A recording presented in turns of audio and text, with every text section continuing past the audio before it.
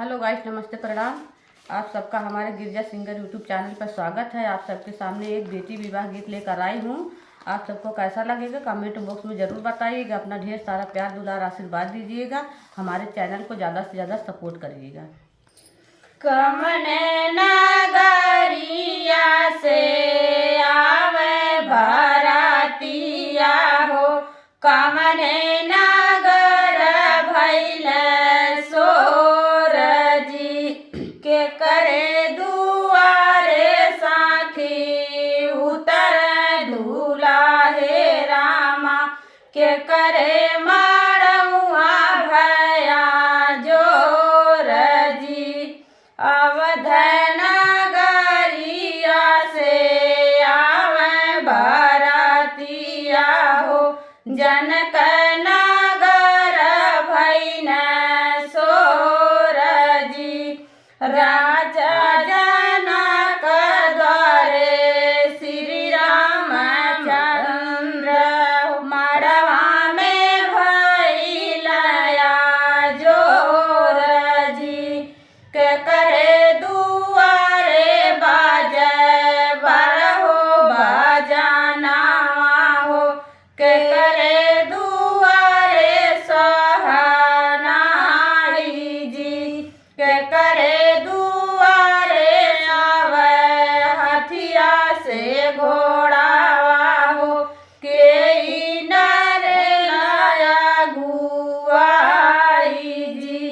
दशरथ द्वारे बाजे बरहो बजानावा हो, जनक दुआरे सहनाई जी।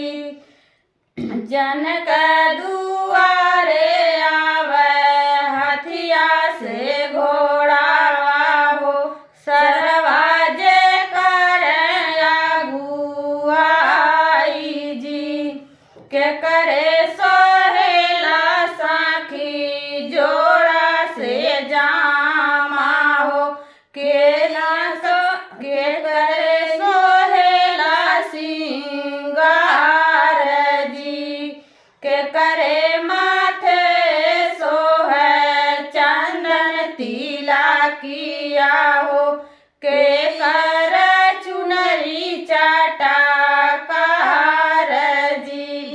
राम के सोहे साखी जोड़ा से जामा हो, सिया सुंदरी सोला हो सिंगार जी।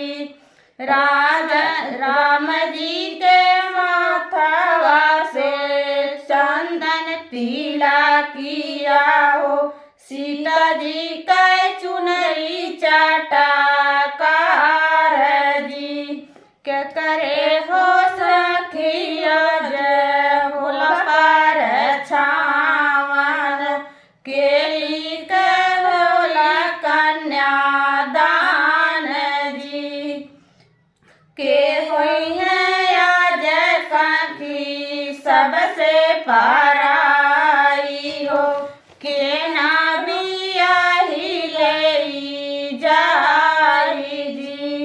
राम जी होई है सखी आज पार छावन हो, सीता जी के होई है कन्यादान जी। जनक दुलारी सबसे पारा